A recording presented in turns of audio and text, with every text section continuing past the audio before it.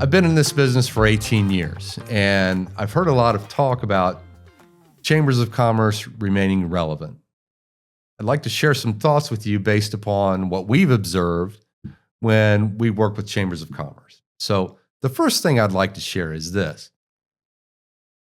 If you want to be relevant, you must do relevant things.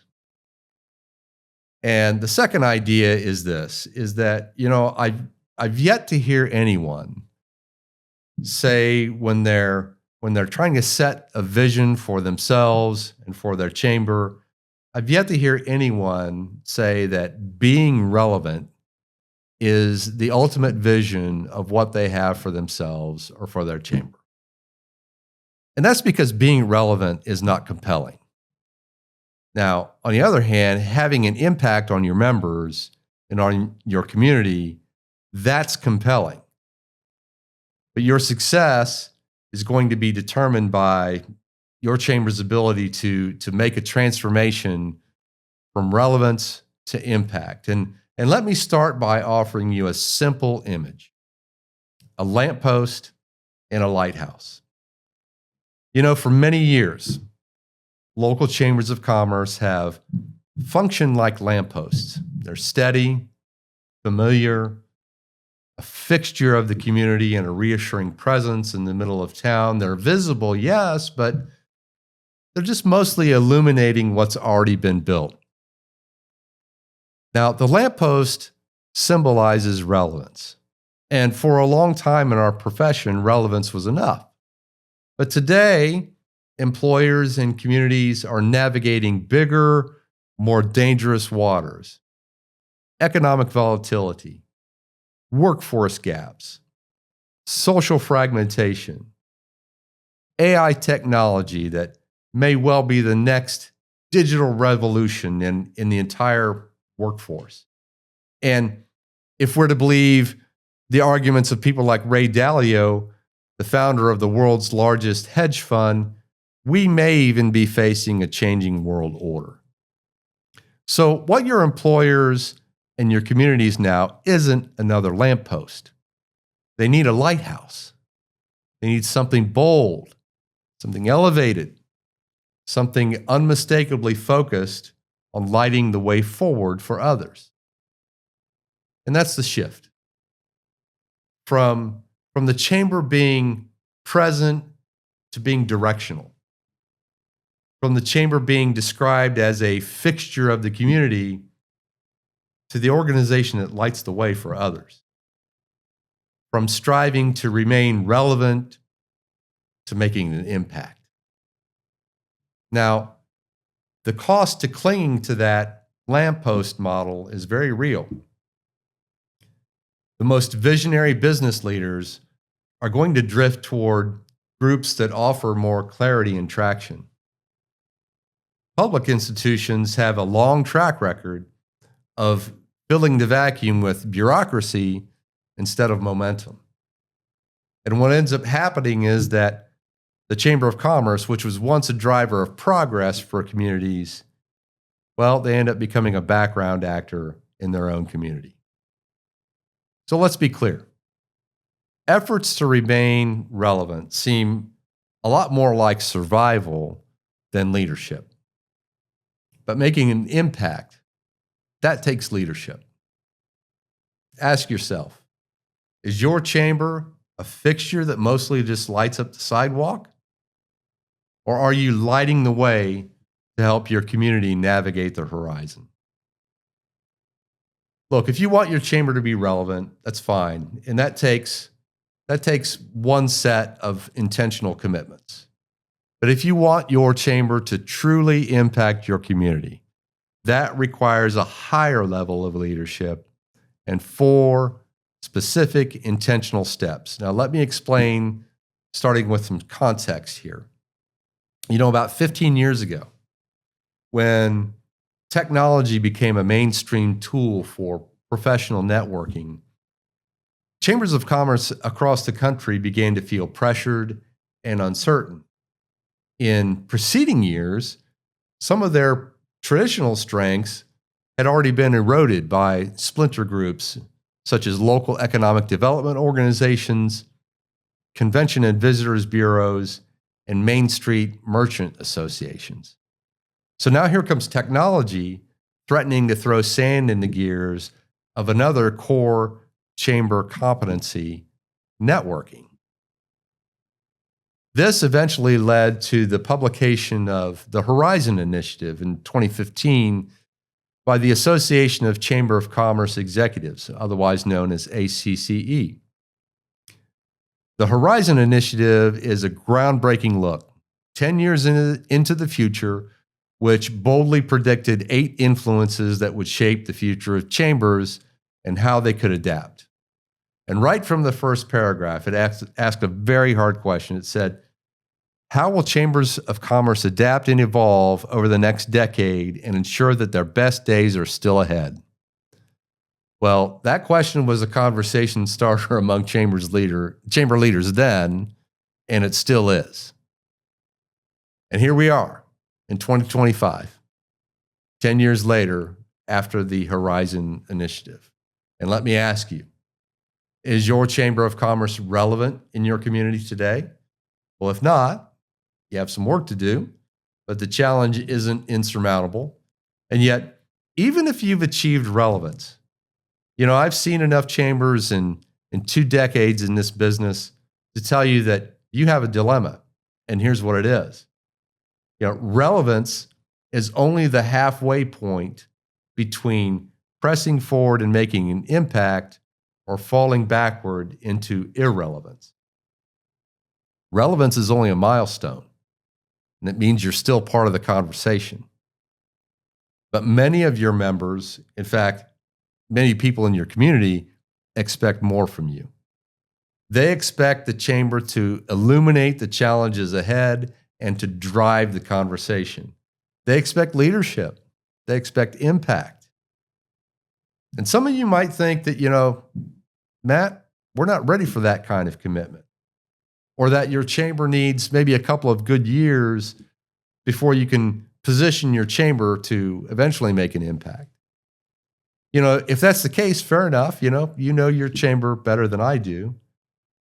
But what that also means, if you're honest with yourself, is that you're probably only a couple of bad years from fading into irrelevance.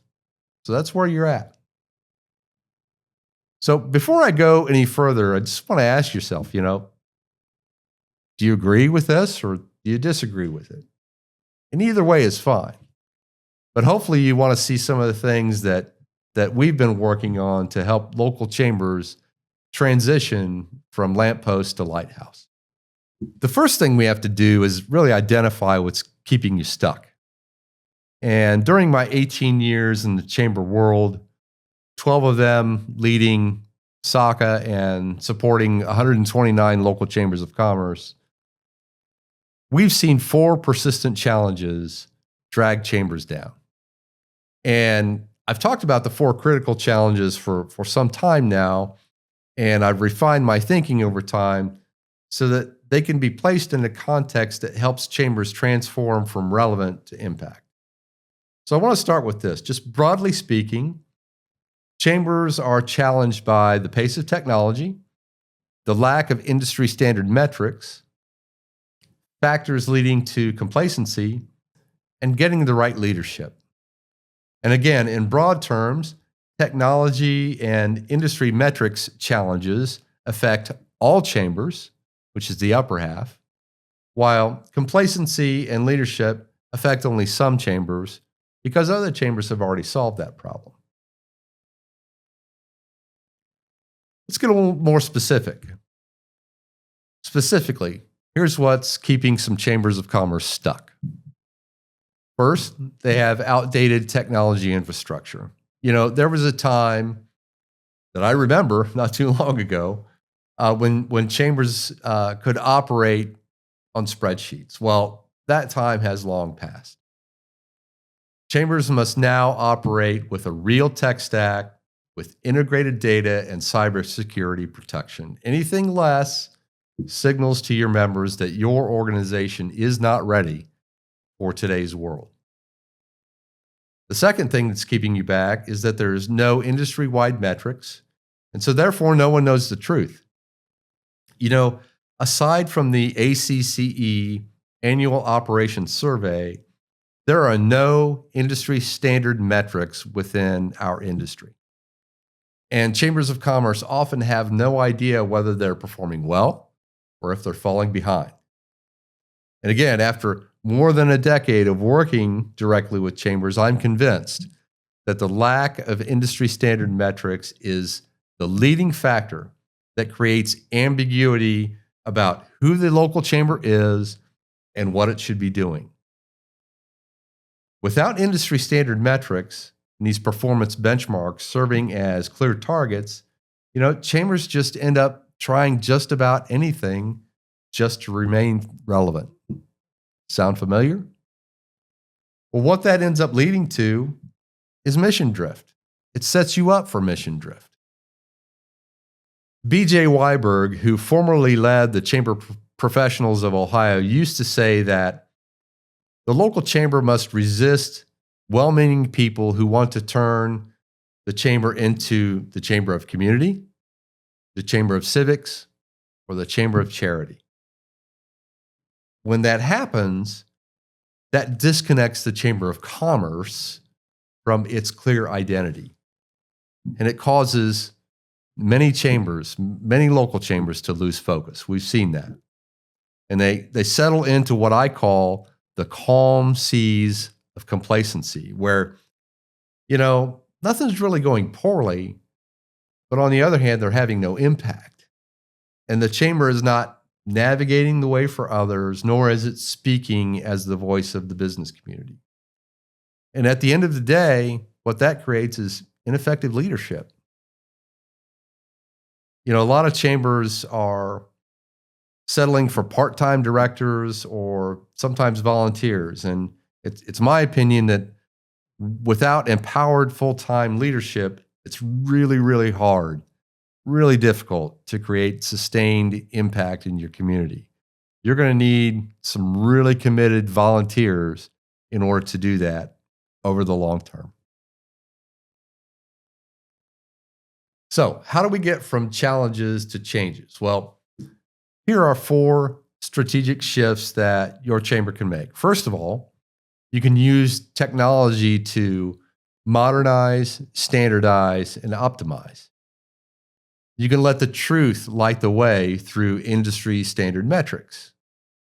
You can understand and accept that making an impact also entails making some waves. Some of us have a problem with that, and we'll talk a little bit more about that later. And then the 4th thing is, we should be catalysts. And the Horizon Initiative encouraged us to be catalytic leaders. So let me give you some examples of this. Being a modern chamber means behaving much like a modern business. Use a CRM. Have a database, or at least have access to one. Embrace AI tools like large language models. SACA provides some tools such as Win4 Marketing, Member Forecast, the Chamber Performance Scorecard. We do all of these things to help local chambers catch up. In one of his books, Ray Dalio wrote that truth is the essential foundation for any good outcome. And the truth is, no one knows the truth regarding what good or bad performance looks like for local chambers of commerce due to a lack of clear data. And the only way to know the truth is to get involved in collective benchmarking efforts. We can't fix what we can't measure. The 3rd thing we need to do is let the truth light our path forward and understand that impact creates waves. Yes, that's going to be uncomfortable sometimes. It creates discomfort. But you know what? You don't have to be a showboat. You don't have to go around picking fights with people. On the other hand, you can't avoid the hard conversations or the leadership challenges that exist in your chamber and in your community. If you want your chamber to lead, not just to survive, then the time to move from relevance to impact is now. And that's why it's critical to define your identity and stick to it.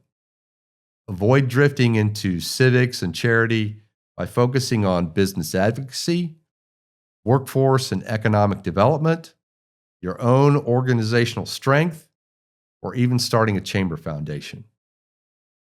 And finally, the Horizon Report urged chambers of commerce to be catalytic leaders in their communities and challenged us to focus less on what your chamber does and more on who your chamber is. Boards of directors should be hiring for vision, not just execution. They should be hiring full-time professionals who are capable of leading change, and they need to give them the resources to grow themselves, the organization, and others. As our friend Dave Atkinson, formerly of the Kentucky Chamber, noted in his book, Horseshoes versus Chess, chambers of commerce should be led by leaders, not just caretakers who act as placeholders for the chamber. Ideally, these leaders not only contribute to the community and their chamber, but they also contribute to the next generation of chamber leaders as well. The essence of what I'm saying is this. I want you to gain a deeper understanding of your chamber work. There's a man by James Carse who wrote a book called Finite and Infinite Games, and he described finite games as games where the goal of the game is simply to declare a winner. And on the other hand, infinite games, the goal of infinite games is to simply keep playing the game. And I would submit to you this: your work as a chamber leader is an infinite game. And you need to build an organization that has the resources, the resilience, the capacity, and the readiness just to continue playing the game and set it up for the next person who succeeds you also to be able to continue playing the game. Playing that game in your community, which existed long before any of us came along, and will probably be there, long after we're gone. We're only going to be able to describe our chamber's state of capacity or readiness to continue competing. So I guess on that note, I have two questions that I'd like to ask you. First of all, where would you currently rate your chamber on this scale that we're showing from left to right? Are you irrelevant, relevant, or impactful, or somewhere in between? And secondly, what steps does your chamber need to take in order to get to the next milestone on this graph? However you measured yourself on that scale, we want to help chambers increase their capacity and readiness by helping them plan better and make better decisions. And so we decided a couple of years ago that SACA needed to evolve in a manner that creates value for chambers of commerce in different ways.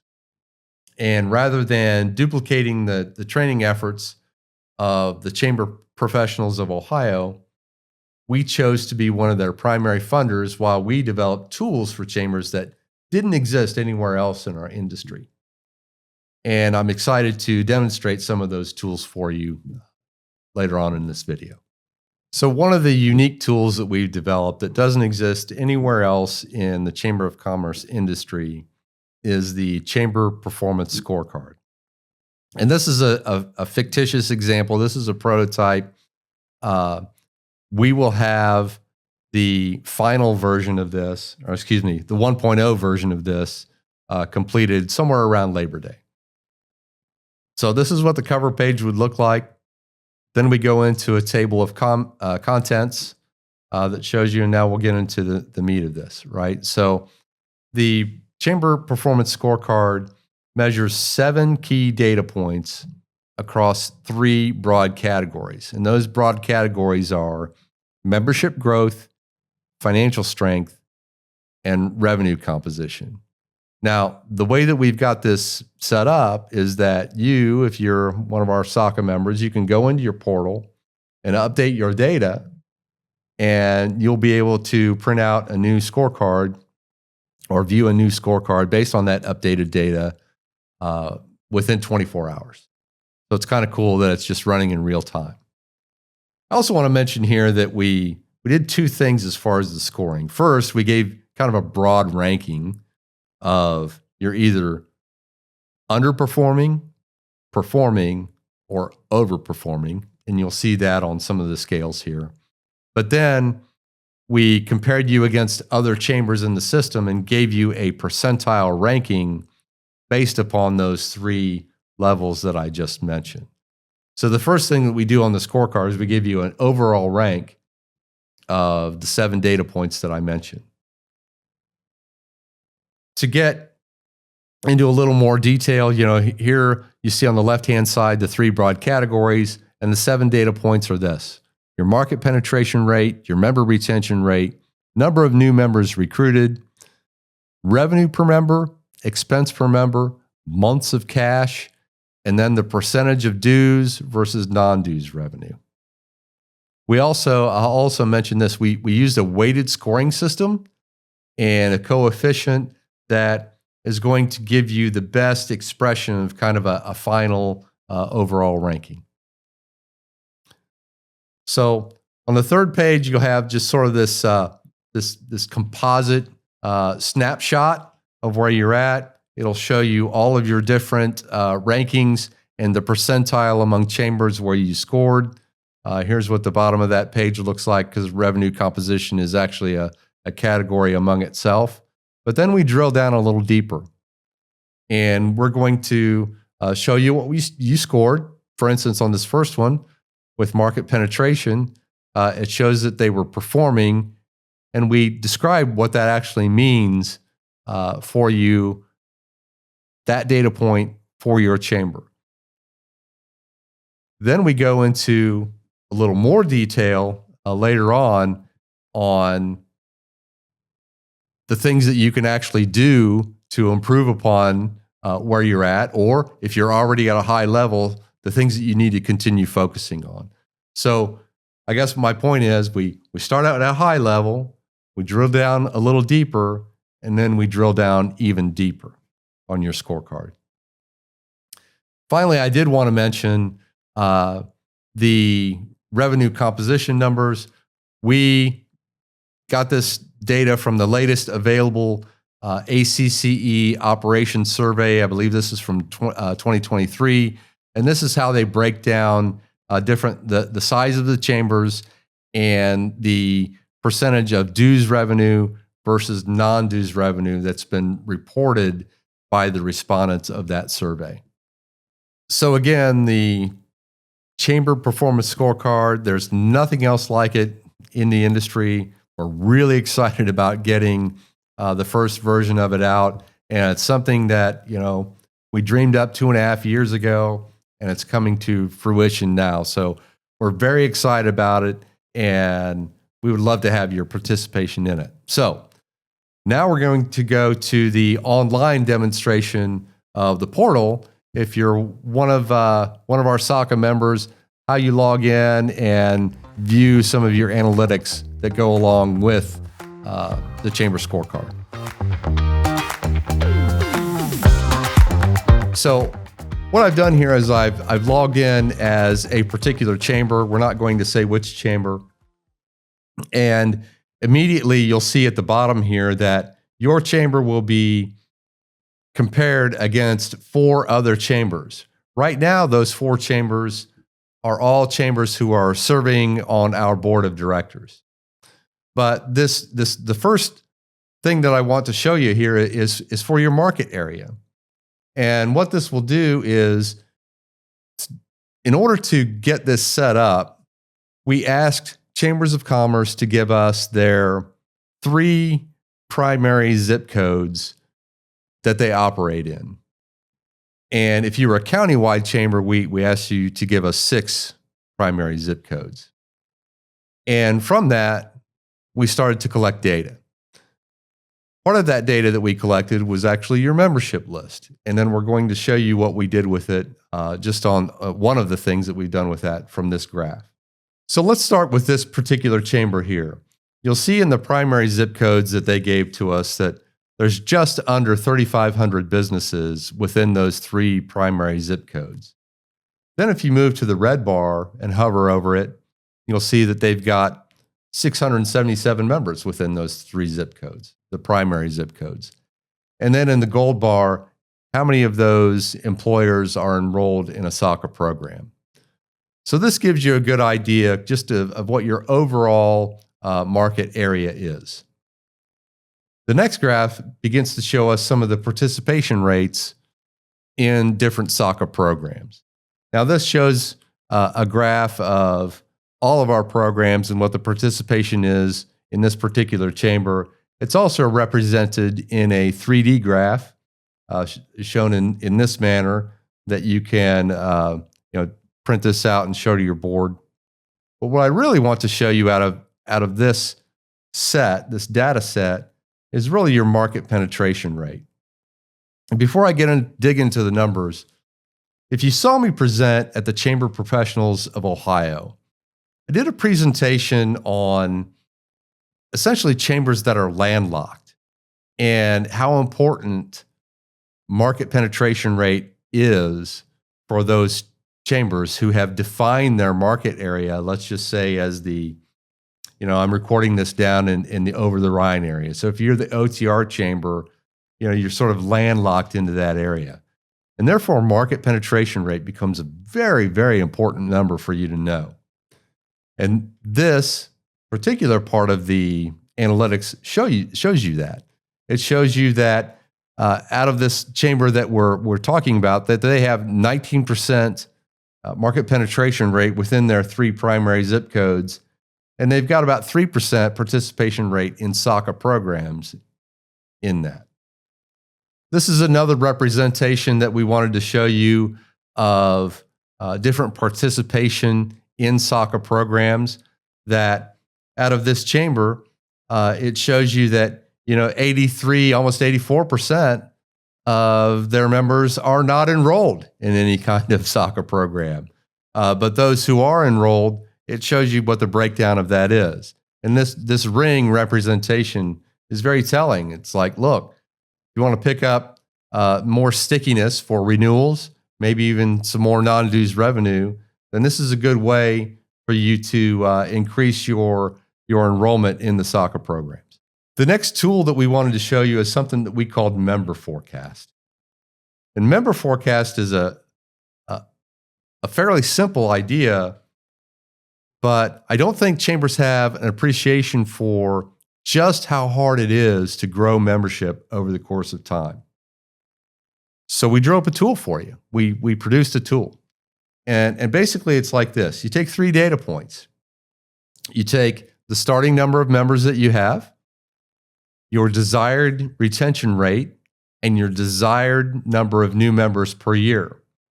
And so you'll see in this fictitious chamber that we're showing right here that we're starting with 500 members with a desired retention rate of 90% and a desired number of new members of 105 new members every year. Under those assumptions, this is what your growth curve is going to look like for the next 20 years. And so remember that starting with 500, 90% retention, 105 new members per year, after 20 years, we still didn't even double the number of members. We didn't go from 500 to 1,000. We actually ended at 975, actually 976 if you round it up. Now, we also represented this for you in a table that you can download here into a PDF. And the cool thing about this, we'll go ahead and download it. The cool thing about this is that you can create different scenarios that you can present to your board. So you can say, well, under this scenario, we had 90% retention and 105 new members. And under this other scenario, we had 92% retention and 100 members. And let's just go ahead and dig in that number, that second set of assumptions, and see what the results are. So if I go here and I punch in 92% and reduce the number of new members per year from 105 to actually 100, you'll see that the difference is pretty significant. In this case, you actually would double your membership over time. So one of the points we're trying to make here out of this is that new member recruitment is very important, but where you're really going to experience your growth is through member retention. And we wanted to build a tool for you that would not only show you that graphically, but also give you a table to download that. So here's the primary reason that we built a tool like Member Forecast. I know what it's like to be in your shoes. I know what it's like to have a board who will say to you, there's no reason why we can't double our membership in the next 2 or 3 years. And then they leave the boardroom and go on their daily business, and they just sort of like leave it up to you to make that happen. The numbers tell you a different story, right? The numbers tell you that, again, if you started out with 500 members and you had 90% retention, which is very good. Anything that begins with a 9 is good. And you had 105 new members per year, even at the end of 20 years. If you do the math, it's going to tell you that you still won't double your membership at the end of 20 years, even with those very good numbers. So what is it that you need to focus on? Well, you can't just throw everything out. Well, let's just figure out the most important thing to work on. And if we change this 90% retention, if we just bump it up 2%, it can have an enormous effect on the number of members we have over the course of time. So that's what we're trying to show you here is that you just can't go out there and recruit a bunch of new members and expect to double membership. But the fact is, it's actually quite the opposite. You really need to retain what you have now and then build upon that. I do want to mention that by the end of this year, we're going to have another tool that's very similar to this. It's going to be called Growth Forecast. It'll take these same 3 data points, but it will also add, you'll be able to input what your desired growth rate is of your membership.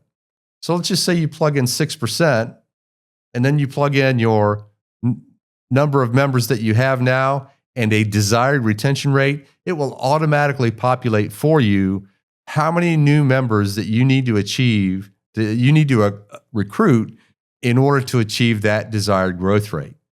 Conversely, if you leave out the member retention and you populate the number of new members recruited, it will populate for you the member retention rate that you need to achieve in order to achieve your growth rate. So as I mentioned to you at the SACA annual meeting, we're not trying to duplicate the training efforts of the Chamber of Professionals of Ohio. What we would prefer to do is actually build tools for you that you can use in your planning.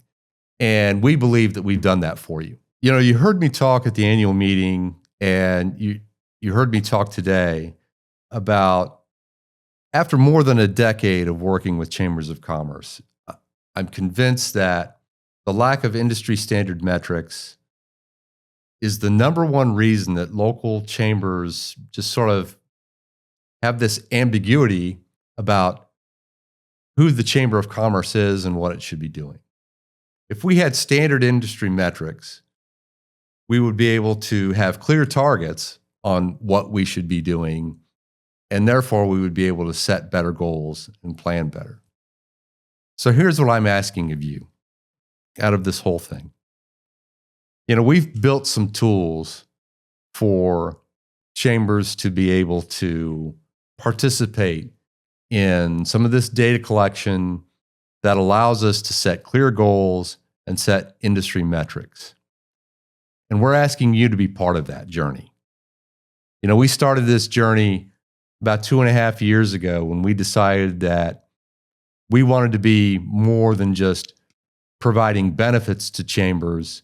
We wanted to be able to create value for chambers of commerce in different ways. And I believe we're doing that. but we need your help. We need your participation in this, not only for your sake or even for SACA's sake, but what we're trying to do here is perpetuate our profession. This is an honorable profession to be in. I know people work really hard for their communities, but I think the people behind us need some clearer targets than maybe what we had. So I'm just asking for your support and your participation and actually just walking along on this journey with us.